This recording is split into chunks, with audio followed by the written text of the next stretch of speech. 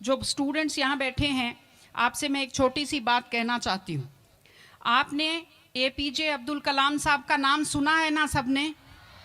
हाँ, कलाम साहब ने एक बात कही थी कि in the very old times the world was driven by the muscle power, after that it was driven by money power, and now it is being driven by the power of knowledge. यानी पहले शरीर की ताकत से दुनिया चलती थी, उसके बाद कुछ दिन पैसे से दुनिया चली, और अब दुनिया कैसे चलती है? ज्ञान की ताकत से चलती है। आज अमेरिका और रूस, फ्रांस क्यों हमसे आगे हैं? उनकी जनसंख्या भी कम है, शायद वो मेहनती भी हमसे कम हैं, लेकिन वो हमसे क्यों आगे हैं? क्योंकि उनके यहाँ शिक्षा का जो प्रसार था वो हमसे ज़्यादा हुआ, वो हमसे ज़्यादा एजुकेटेड हैं। हम लोग प्राचीन काल में हमारे यहाँ बहुत अच्छी यूनिवर्सिटीज़ थी, नालंदा यूनिवर्सिटी थी, तक्षशिला यूनिवर्सिटी थी, लेकिन जब मध्यकाल आया तो हमने अंधविश्वासों पर ज़्यादा ध्यान दिया, और जो नॉलेज था साइंस का उस पर हमने कम ध्यान दिया, इसलिए हम विश्व में पिछड़ गए।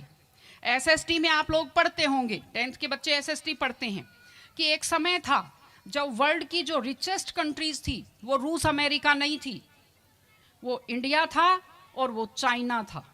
चीन और भारत विश्व के सबसे धनी देश थे, लेकिन हमने एजुकेशन पर ध्यान देना छोड़ा। उसका नतीजा ये निकला कि हम लोग गरीब हो गए, हम लोग पिछड़ गए, हम लोग कमज़ोर हो गए।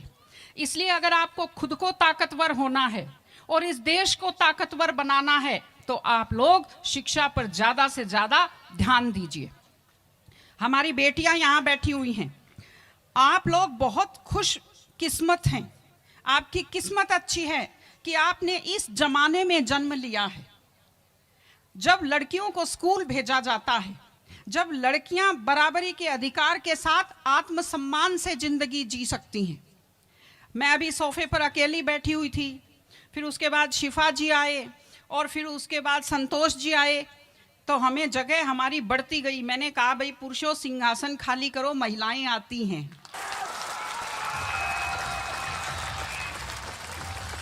तो आप लोग बहुत खुशकिस्मत हैं।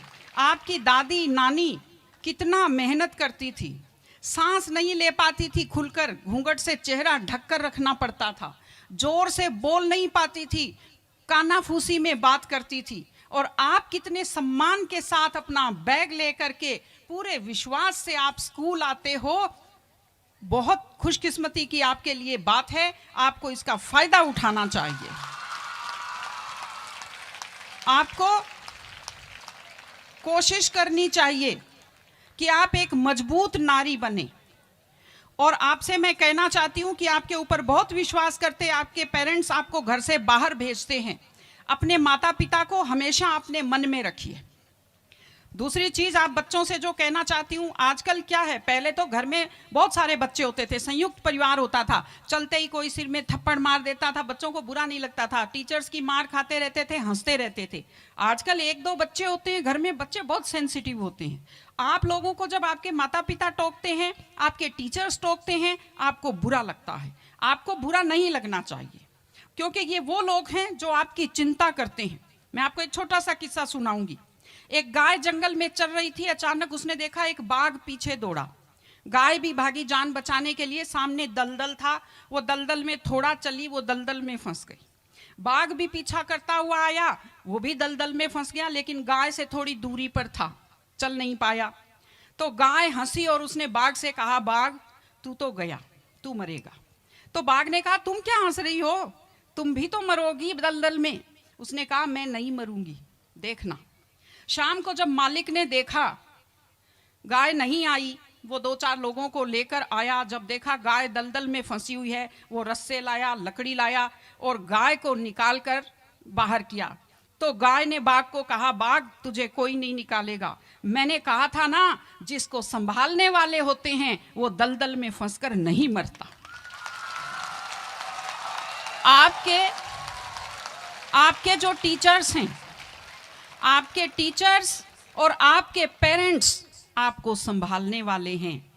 अगर आप उनकी बात मानेंगे, आप डांट के पीछे छुपी हुई उनकी चिंता को आप समझेंगे तो आप बुराइयों के और गलतियों के दलदल में कभी नहीं फंसेंगे। इसलिए अपने माता पिता को, विशेषकर अपनी माँ का चेहरा अपने दिमाग में रखिए, अपने दिल में रखिए कि वो आपके ऊपर कितना विश्वास करते हैं, वो आपकी कितनी चिंता करते हैं, घर पे आपका इंतजार करते हैं, आपके लिए हमेशा वो दुआएं करते हैं। आपके माता पिता जब मंदिर में जाते हैं खुद के लिए कुछ नहीं मांगते, जब वो बचत करते हैं उस पैसे से खुद के लिए कुछ नहीं खरीदते, वो पैसा आप लोगों पर खर्च करते हैं। उनकी इस चिंता को समझिए, अपने टीचर्स की चिंता को समझिए। मैं आप सबको बहुत शुभकामनाएं देती हूँ कि आप लोग, आपकी बुद्धि तीव्र हो, आपका मन बहुत समृद्ध हो, आपका हृदय बहुत संवेदनशील हो। मैं स्कूल को मैं बहुत बहुत शुभकामनाएं देती हूँ। टीचर से अपील करती हूँ कि व्यक्ति केवल शरीर और दिमाग नहीं होता, एक मन होता है, एक आत्मा होती है।